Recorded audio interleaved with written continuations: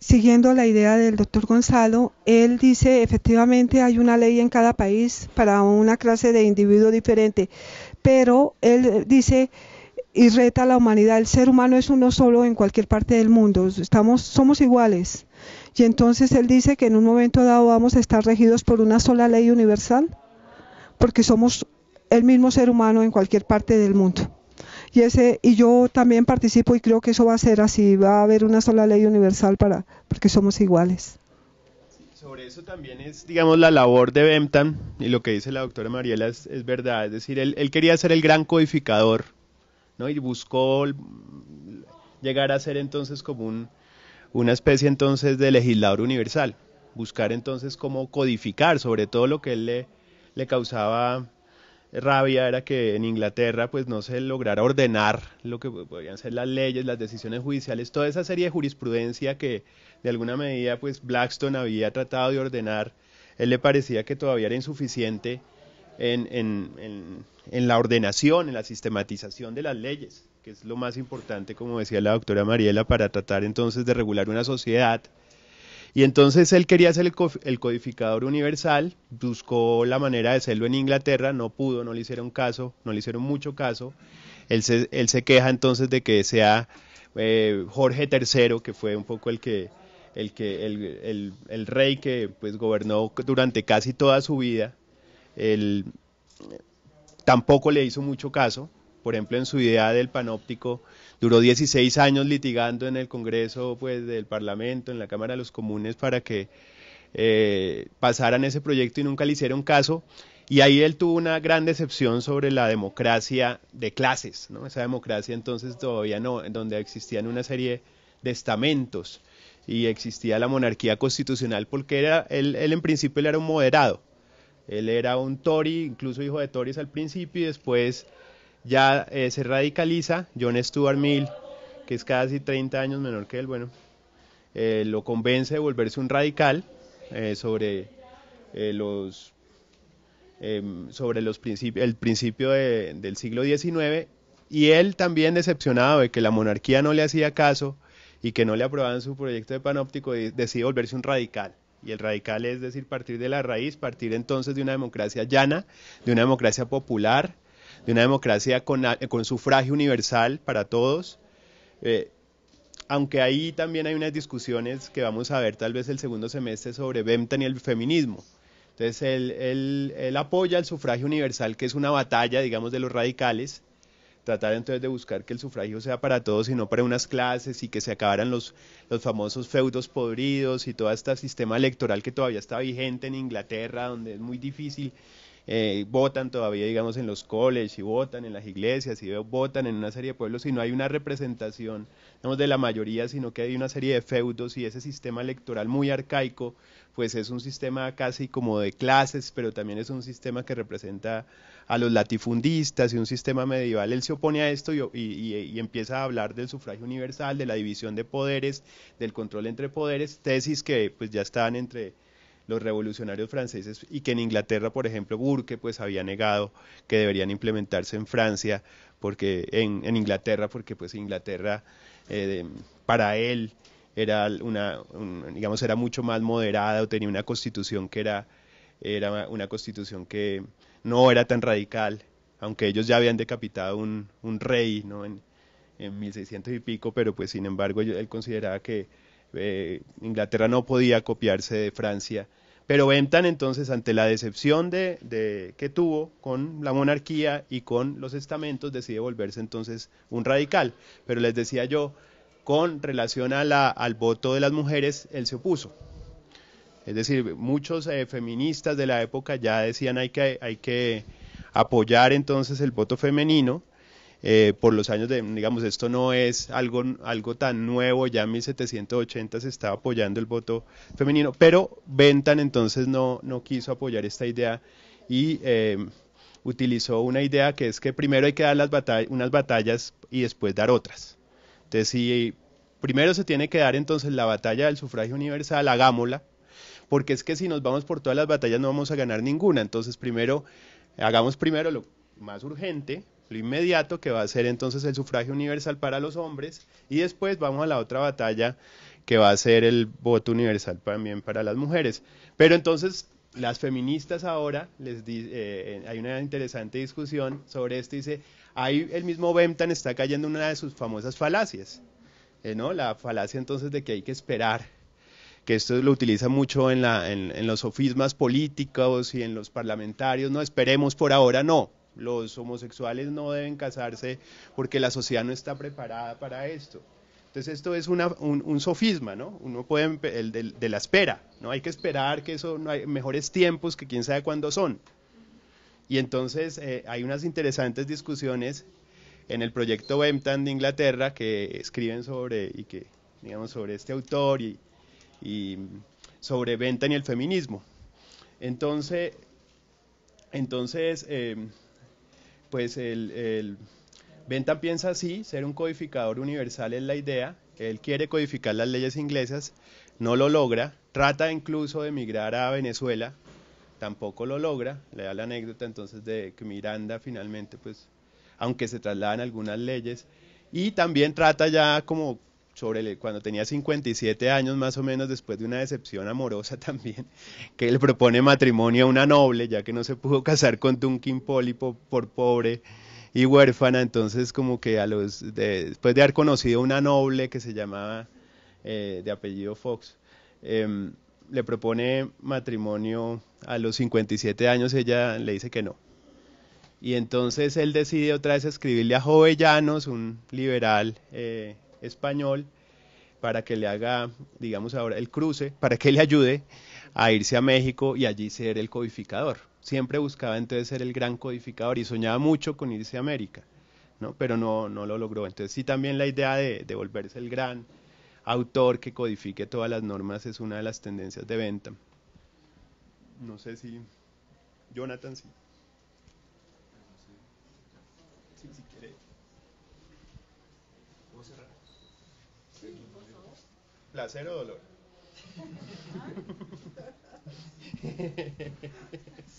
No sé qué nos causa más dolor. Bueno, buenas tardes. Soy Jonathan Piraquide, estudiante de Derecho, quinto año. No sé, yo tenía preparada una exposición un poco más, pues porque no pensé que tuviera tanta acogida al seminario, un poco más informal. No sé si puedo subir esto para hacer un... Apagamos porque vas a utilizar el tablero. Sí. Es que eso es lo que nos está produciendo un calor, es la sauna aquí y ese proyector. Pero no sé cómo apagarlo.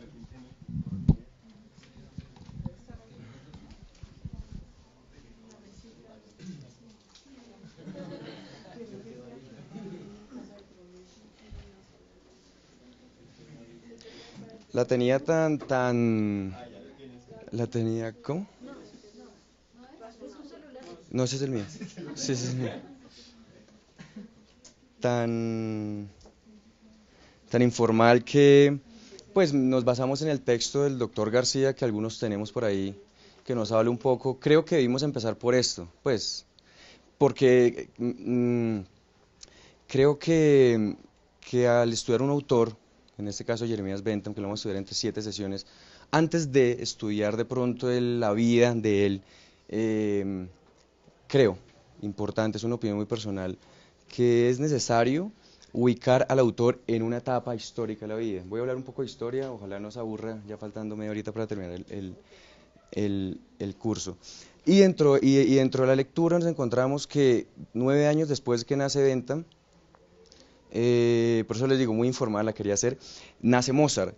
Y me encontré con una sinfonía, entonces quería pues escuchar la que la hizo a los 9 años Mozart, la número 1, entonces pues la vamos escuchando mientras voy exponiendo. Es algo muy informal, pero pues no creo. Ah, bueno, sí, claro. Sí se puede ahí. Ah, pensé que era un...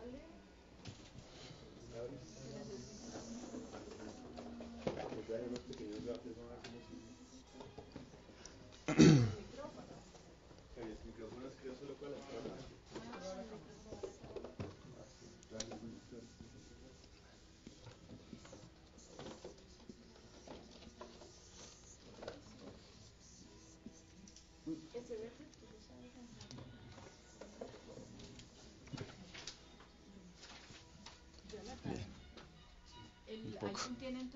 Ah, no sé, no sé. Sí, ahí. Ah, no. Sí, sí, sí, tiene ahí. Se desconecta. Bien. ¿No? Bueno. Pues no sé, me gusta siempre en las exposiciones hacer una línea de tiempo y un mapa. Siempre me gusta hacerlo. No sé, un poco más explícito y creo que se puede entender mejor. La época que tomé, aunque sabemos que Bentham nace en 1748, siglo XVIII, la tomé en 4 partes, 1500, y es para ver el contexto en Europa, 1600, 1700, 1800, que no alcanza a vivir la época victoriana, pero igual vive la Inglaterra del siglo XIX. Bien. ¿Por qué me parece importante? Porque escuchando a la profesora o a la expositora, le tomé algunas frases como, por ejemplo, que Bentham quería hacer una ley universal. La aspiración era como una ley universal porque basándose en un derecho natural de Locke, como que hay unos derechos inherentes al hombre. Creo yo, mirando un poco este periodo de la historia, que cometemos un error porque creo que no debemos, a la hora de analizar un autor, ponerle nuestras categorías mentales ni históricas de la época que vivió él, que fue Inglaterra.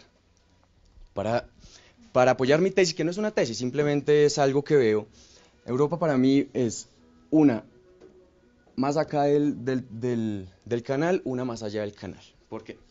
Si miramos y vamos a ver que a lo largo de la exposición voy a tratar de mostrar el por qué Bentham, siendo inglés, viajando a Francia, teniendo la experiencia de Rusia, Catalina II de Rusia, llega con unas ideas que incluso en la Revolución Francesa, o con unas ideas tomadas de autores de la Revolución Francesa, son tan innovadoras en Inglaterra, pero que van a ser muy importantes por acá en la época pandectista de Alemania. Ese es, digamos, el recorrido que voy a hacer, la pequeña tesis, que no es una tesis, pero pues mirando la línea del tiempo. ¿Qué había en 1500? Los 4 grandes reinos, que es el reino de Inglaterra, el reino de España, el reino de Francia, el Sacro Imperio Romano y la Italia dividida. Todo eso va a influir en el pensamiento cuando lleguemos acá en Bentham, porque eso es lo que se va a encontrar con una línea de tiempo en donde él va a decir: Inglaterra es la isla, pero es un imperio totalmente diferente al que va a haber en Europa con Alemania, con el Sacro Imperio Romano, con España. Entonces aquí tenemos, y el doctor García, los que leyeron la lectura, nos dice, entonces aquí tenemos la dinastía de los Tudor. ¿Por qué va a ser importante incluso en Jeremías Bentham cuando él va a ver acá? Porque en esta dinastía de los Tudor, que va de 1500 a 1600, es esa idea que se tiene del common law inglés. Entonces está una ley, que es el common law, y acá abajo está el rey. Qué importante, quisiera hacer una anotación. No sé si todos nos lo hemos preguntado. En esta parte de Europa se estudiaba derecho romano. En las universidades se estudiaba derecho romano. En Inglaterra se prohibía estudiar derecho romano. Entonces ahí ya empezamos a encontrar una característica totalmente diferente que va a influenciar el pensamiento evidentemente el pensamiento de Bentham, porque ya se prohibía solamente. Con Enrique VIII dijo, vamos a estudiar derecho romano, pero para encontrar una justificación en derecho romano para mi absolutismo, porque era el rey el absolutismo.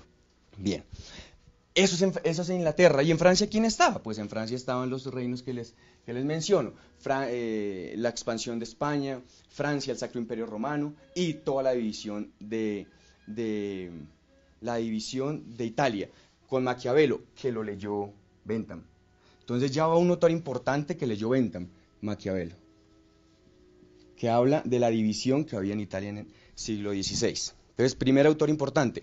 Y durante la exposición voy a tocar 5 o 7 autores para podernos hacer una idea de qué tenía en la cabeza Bentham. Más del vivió, hizo y propuso. Es el por qué se propuso ciertas ideas que para la época eran novedosas, como la expositora decía. Tal vez antes alguien ya las había pensado. Pero como la idea de la exposición es Bentham, entonces vamos a mirar el que leyó, qué hacía, en dónde vivió. Entonces el primer autor importante que lee es Maquiavelo, y Maquiavelo habla de esa Italia destruida, Italia con Florencia por un lado, con los estados pontificios por el otro, con Nápoles. Bien, termina este siglo XVI, ¿este es el mío? Qué pena. ¿Dónde está? Okay. Es Okay. Bien, sí. Bien. Y llega este siglo XVII, importantísimo para Bentham. El doctor Gonzalo algo mencionó de eso. ¿Por qué? Porque ya en Inglaterra va a pasar que nos encontramos con dos revoluciones, la de 1648 y la de 1688. Siempre nos preguntamos, o yo me lo preguntaba, cuando uno habla de la Revolución Francesa en 1789, que es cae el rey, uno se preguntaba, bueno, pero esto es en esta parte de Europa, ¿por qué nunca escuchamos hablar nada de Inglaterra? Si hay monarca hoy, si hay un rey hoy. Resulta que aquí ya había caído un rey, Carlos I, y aquí Jacobo II habían caído por revoluciones, las dos revoluciones inglesas. ¿Por qué? Porque resulta que ellos dos, aquí, esta época y en esta época del siglo XVII, habían dado un vuelco total de lo que se tenía en esta parte de los Tudor, que era está por encima el ley, el common law, y después el rey, y ellos habían dicho no, todo lo contrario, por encima está el rey y después viene la ley. Entonces eso hace que se creen los dos partidos tradicionales en Inglaterra, al cual uno se adhiere Bentham, que son los y los Tory. Bien, estos es el partido liberal, es el partido que va contra el absolutismo del rey, contra este rey que acaba de ser decapitado. Y los Tory, que es el partido del rey, absolutismo. No sé cómo se pronuncia, White, creo que se pronuncia White. White, ok, bien. Son los dos partidos. Entonces, estamos a puertas del nacimiento de Bentham. Pero él, evidentemente, cuando nace, pues tiene que tener experiencia, por lo menos de un siglo antes, de que en Inglaterra ya habían habido dos revoluciones, y que en Francia, que es la otra parte de Europa, pues seguían los Luis. Entonces aquí estaba Luis XIII, el 14, el 13, el 14, el 15 y 16 cuando lo decapitan. Pero son dos momentos totalmente distintos de Europa. De Europa. En Inglaterra, las revoluciones, y en Francia, es más, una anécdota. Este rey se creía o quería ser, digamos, como el rey Luis XIV aquí, el rey Sol de Francia, ¿no? Que era despotismo, pero en Francia no pasaba nada. En Francia no pasaba nada, aquí ya, bien. Y llegamos al siglo de Bentham. Y aquí ese siglo sí me quiero detener un poco. ¿Por qué? Porque en Inglaterra pasan un hecho importante, acá, 1702, que es la unión de la Gran Bretaña. Entonces se une el reino de Inglaterra con el reino de Escocia. Entonces tenemos una Inglaterra diferente, totalmente diferente a la Europa, a la otra parte de Europa, la de para acá del canal. Bien. Y en este siglo, como lo explicaba el profesor García, nacen, bueno, ya lo vimos, ¿no? Mozart. Ya ha escrito Locke en Inglaterra. Ya ha escrito Smith. Hablo de los que tengo un poco conocimiento. Él nombra muchísimos más, pero pues de los que tengo un poco... Un romanista que es Guibon. Ya está escribiendo Voltaire.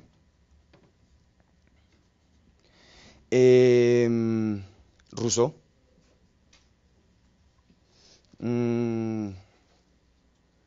No sé quién más se me queda. Bueno, importante, como anécdota, Goethe están haciendo. Hay algo interesante entre Goethe y Goethe y Jeremías Bentham. Ambos estudian Derecho porque sus papás quieren que estudie Derecho, pero a ninguno le gusta. Goethe es poeta, y Goethe es poeta, y Jeremías pues después se dedica, él por todo lo que usted exponía, que todas las críticas que tenía hacia el derecho y hacia los abogados. Bien, pero lea Locke. Y Hobbes. Bien. Lea Locke, ¿y qué encuentra en Locke? Encuentra que Locke dice, bueno, hay un derecho natural inherente al hombre, hay unos poderes, él empieza ya a hablar de los tres poderes, pero hay algo que no le gusta mucho a Bentham de Locke. dice, bueno, hay un estado de naturaleza antes del estado civil, pero es que ese estado de naturaleza, el hombre vive en paz. Y simplemente la necesidad de unirnos, pues nos lleva a que con un acuerdo todos formemos una sociedad. Él dice, no estoy de acuerdo, y se va con Hobbes. ¿Y Hobbes qué dice? Lo mismo, dice, pero, no lo mismo, diferente. Dice, hay un estado de naturaleza del hombre, pero no vivimos en paz. Es un estado de violencia. Y agrega algo, si queremos unirnos, nos vamos a unir, bien, pero no en una sociedad, sino a renunciar nosotros nuestros derechos y a depositarlo todo en un monarca. Entonces, por esa razón, Bentham es un poco más partidario del partido Tory. Se podría llamar el aval o digamos la simpatía que tiene con el monarca. Sí, claro.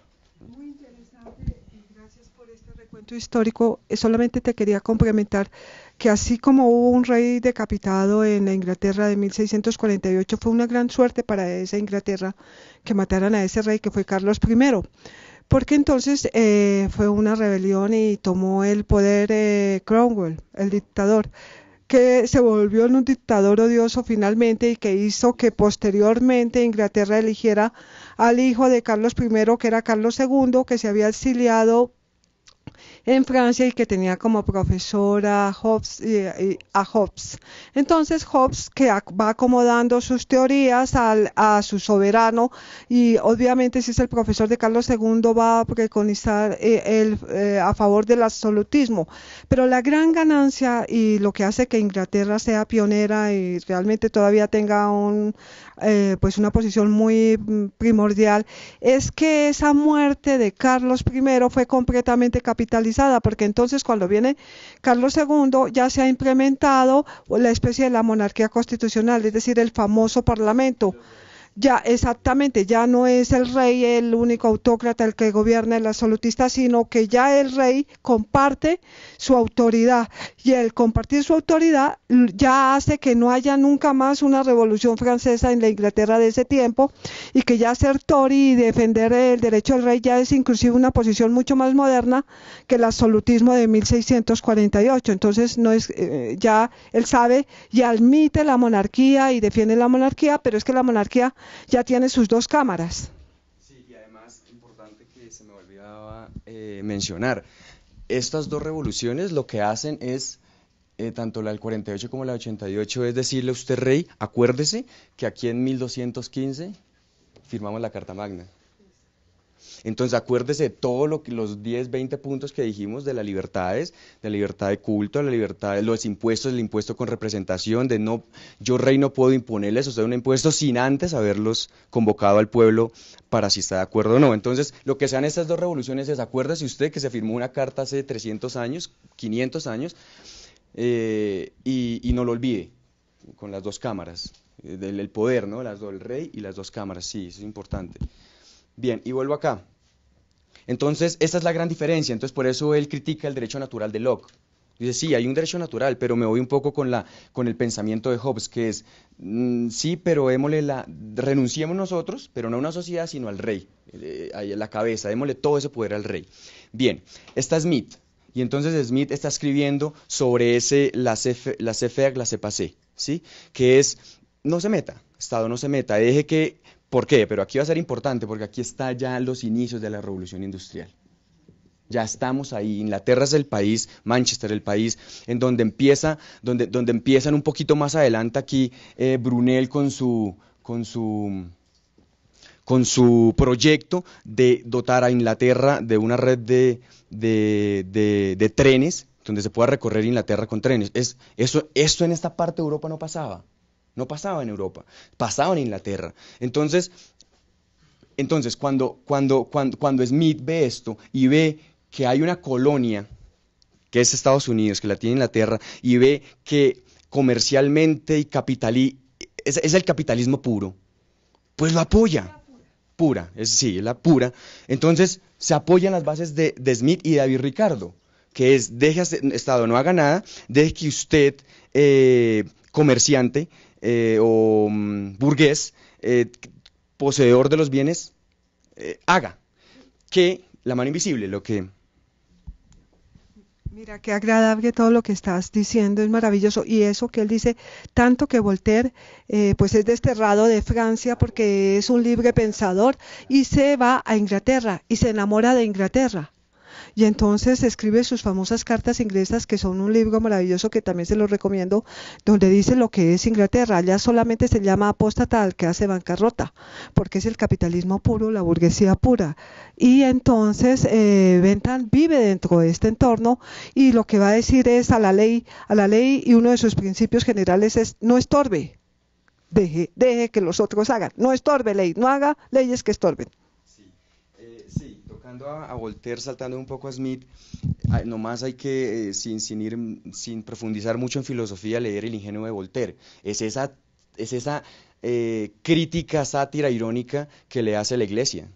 Sí, hay que leerlo, es un libro muy bueno de Voltaire, en donde evidentemente lo lee Bentham y se impregna ese pensamiento laico de Voltaire. Gibbon también habla de esa decadencia del Imperio Romano, en un libro que la caída del Imperio Romano por culpa del cristianismo. También lo lee Bentham. Entonces se va llenando de esas ideas de Roma, porque es que, como les expliqué al comienzo, en Roma no existía Roma. Pero como él hace un viaje aquí a Francia, ¿y qué se encuentra en Francia? Pues con toda esta playa de autores importantes. Y Rousseau, ¿qué decir de Rousseau? Y me acordé cuando hablaron de lo del feminismo, es una opinión personal. Si uno analiza estos autores y muchos más, todos los del iluminismo y los del renacimiento, uno puede encontrar siempre una alusión a la mujer que no es la que nosotros desearíamos hoy en siglo XXI.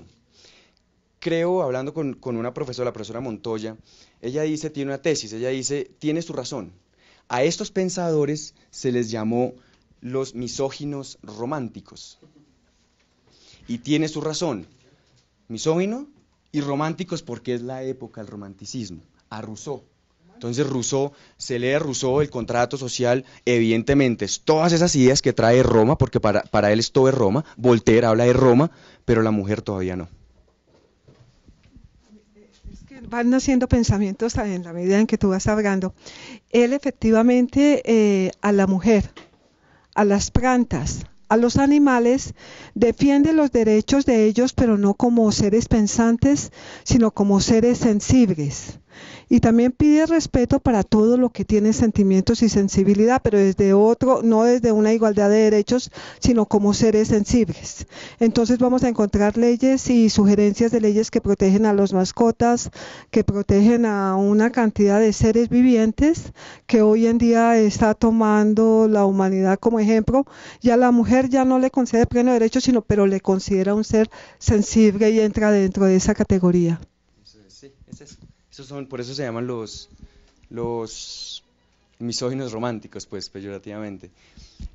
Sí, no creo que no se me escapa, no sé si de pronto se me escapa alguien. No, creo que no. Bien, entonces, como decía, está en pleno auge la revolución industrial, pleno auge, y entonces es lo que empieza a ver Hume, importante. Sí, importante. ¿Qué dice Hume? Entonces dice, oiga, no más especulación filosófica, no más Aristóteles, no más. Lo que yo veo aquí en Inglaterra es algo pragmático, algo que yo puedo percibir, algo que yo veo. Entonces, legislemos sobre eso, sobre el entorno que nosotros estamos viendo, no más especulación filosófica. Y pues evidentemente, Bentham lea Hume. Es la guerra entre el naturalismo y lo que hablamos, el radicalismo. Bien. Y para terminar, entonces llega que le alcanza a vivir. Y pues importante, ¿no? Que hace un viaje a Rusia. Ahí habría que citar también a Albesius, ¿no? Que casi todo el mundo lo cita. Albesius, sí. A Claudio Sí. Albesius también como otro de los empiristas Súper, o sea, es que es una suma de todos estos Sí. espíritus, como creo que es la tesis que estás proponiendo. Sí, es eso, el espíritu del... Espíritus muy ilustrados recogen casi lo mejor de de ese movimiento. Y es lo que nos traslada, y tanto que hoy día son vigentes muchos Es eso. Que solamente son el recoger, porque dice mucha gente que no fue original en nada, pero recogió y codificó y reglamentó y propuso. Y propuso, es eso. Y lo que decíamos ya pues ya lo habíamos tocado, él viaja a Rusia. ¿Y en Rusia qué se encuentra? Que Rusia desde 1500 con Pedro I el Grande empieza a occidentalizarse. Y ya cuando él llega, que es como en 1780 y pico, 88 más o menos, pues se encuentra con una Rusia con castillos, con el palacio que le mandó construir Pedro a su esposa, con occidentalización, porque la idea de Catalina era eso, occidentalizar Rusia. Es más, viaja a Ucrania, creo, ¿es a Ucrania? ¿Por eso qué? Por eso importa ingleses. Ah, sí, claro, sí, exactamente. Exactamente. Él llega a Ucrania, ¿no? Es Ucrania, lo que hoy es Ucrania. Y en ese momento Rusia estaba, ¿cómo se llama? Sí, invadiendo, no, bueno, sí, colonizando Ucrania. En ese momento, en el momento que llega, Rusia está cogiendo Ucrania. Entonces él se encuentra con todo eso. Y pues debimos vivir en esa época para poder por lo menos sentir qué pensaba él. Pero con estos pocos datos históricos, pues más o menos uno se puede hacer la idea de cuando él llega a Rusia, cuando llega a Francia, qué se encuentra. Y algo que se me ha olvidado, Revolución de 1789, no, dos cosas se me ha olvidado acá, esta y la de 1776, la Revolución Inglesa de Estados Unidos. Entonces él se encuentra con esta revolución y con esta, y sí, lo que tú decías, él no está de acuerdo. Él no está de acuerdo con la Revolución Francesa. Dice, bueno, veo que hay algunos revolucionarios, pero lo que también tú decías, nomás basta saber qué pasó después de 1789. Francia era caos, Francia era sangre, tú eres noble, te decapito. Francia era eso. Tanto es así que en el 15 cae Napoleón y vuelve la monarquía. Sí, tanto es así que vuelve la monarquía.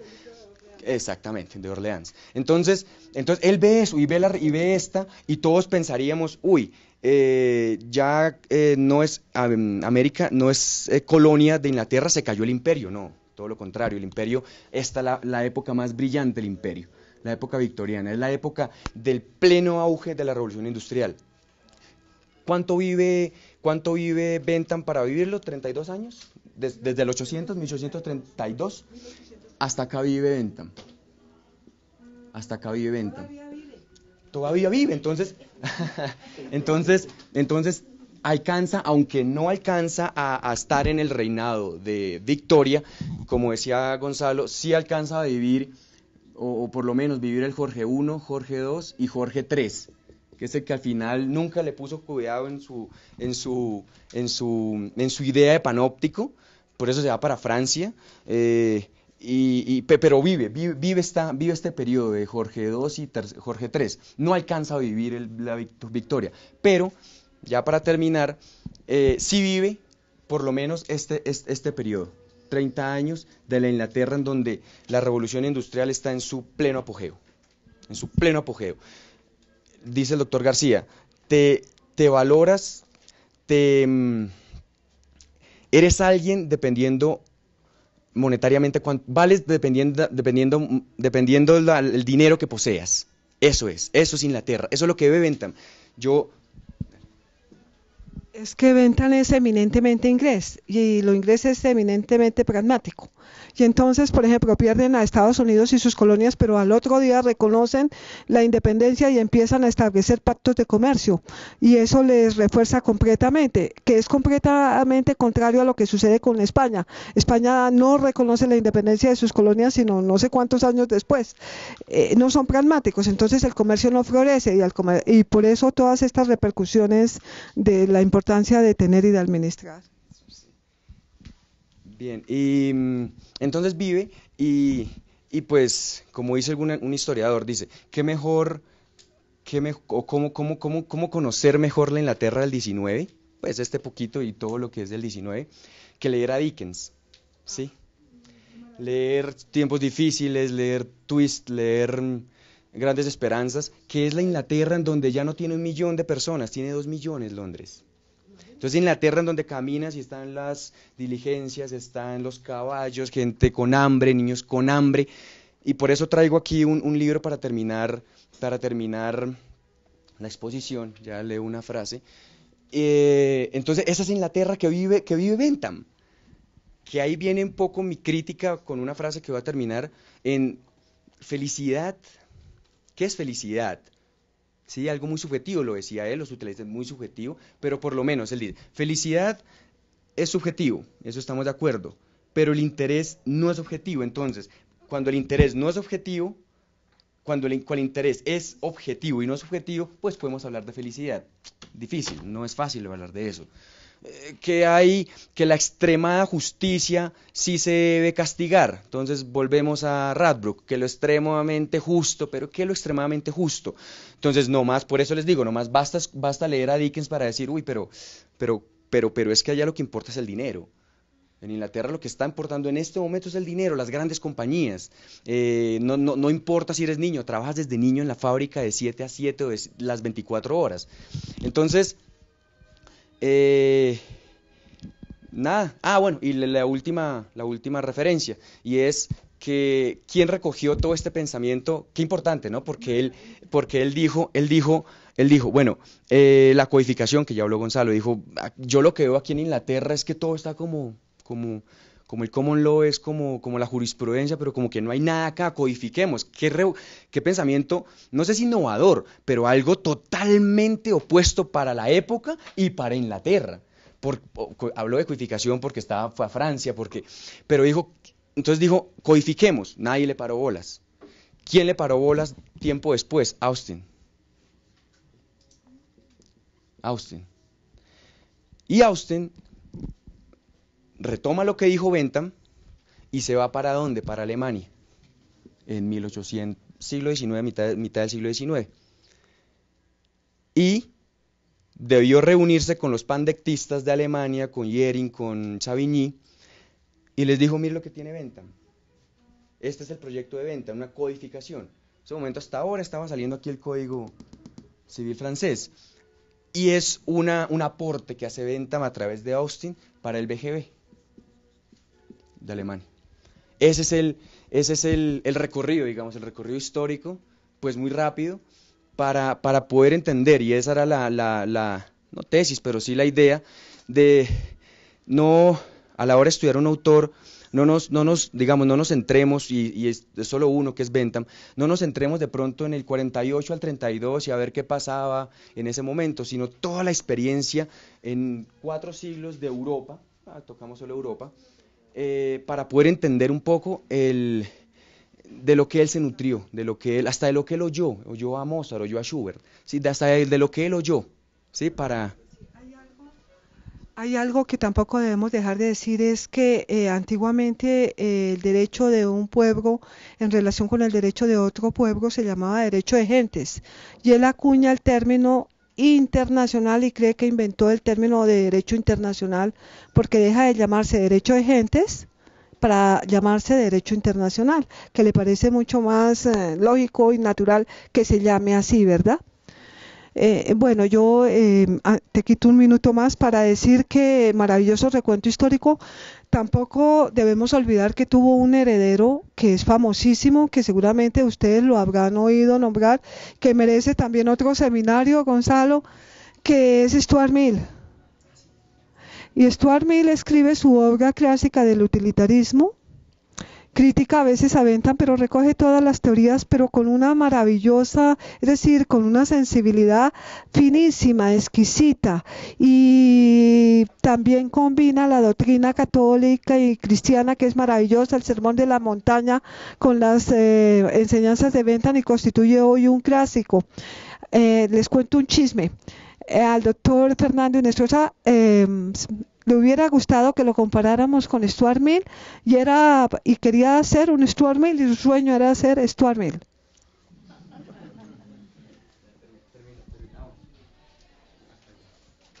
Entonces, para terminar, que fue algo que me encontré esta mañana, porque me acordé de haberlo leído, de de la época victoriana, de Dickens, de todo eso, en donde él ve esa sociedad y dice, bueno, esto es lo útil, lo feliz para todos, si lo que él ve, lo que para él está bien.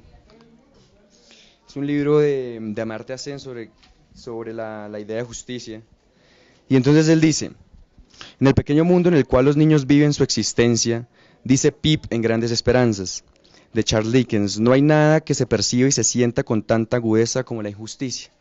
Entonces es un tema bastante, es un tema que ameritaría un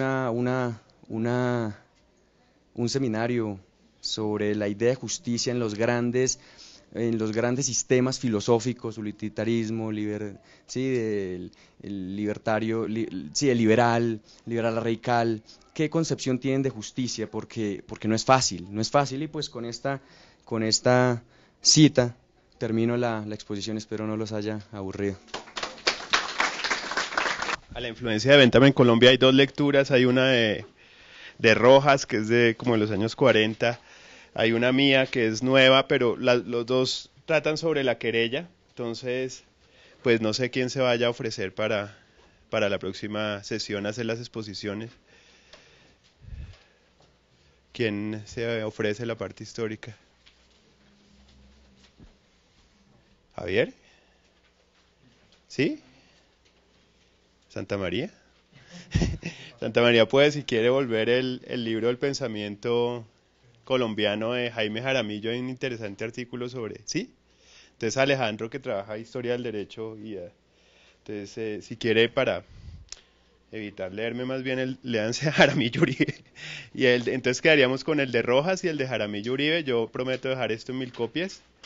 Es un interesante artículo. Jaramillo Uribe es un historiador, digamos, es el primer historiador político que todavía vive, de la generación un poquito más viejo o más joven que el doctor Restrepo Piedrahita, 1 año o 2, bueno. Y es historiador de la Universidad Nacional y de los Andes, y él hace una crítica en este pensamiento colombiano del siglo XIX, ¿por qué Bentham en Colombia? Si es un tipo que no fue un buen filósofo. Habían otros filósofos de la misma época como Kant, ¿y por qué se escogió aquí traer a Bentham? Y esto realmente pues puede causar, digamos, una serie de preguntas. ¿Por qué llegó Bentham a Colombia y si fue bueno traer a Bentham como filósofo? Y si realmente pues esto fue lo mejor para la Nueva Granada entonces, y para todo el periodo del siglo XIX, en todas estas querellas que no solamente fueron en la época de Santander y Bolívar, sino también a mediados del siglo XIX, en la fundación de la Universidad Nacional, vuelve otra vez a establecerse en el plan de estudio los textos de los tratados de legislación civil y penal como parte del pensum, y entonces hay una nueva querella, y a finales del siglo XIX vuelve otra vez otra pelea entre Miguel Antonio Caro y digamos algunos de los radicales del 63 sobre el pensamiento jurídico de Bentham, y en esto pues otra vez insiste ¿por qué Bentham? Entonces gracias Alejandro la próxima vez vamos a ver estos dos textos, y les expongo si quiere también el mío, bueno, ahí está en todo caso dentro de las lecturas, y los espero dentro de 8 días, y ya a partir de dentro de 8 días pues empezaremos el seminario cada 15 días. La idea es que fuera un relator, pues fue Javier esta vez, y después nos dará como unos resúmenes sobre esto, y otra vez les quiero agradecer por estar aquí y que continúen en el seminario.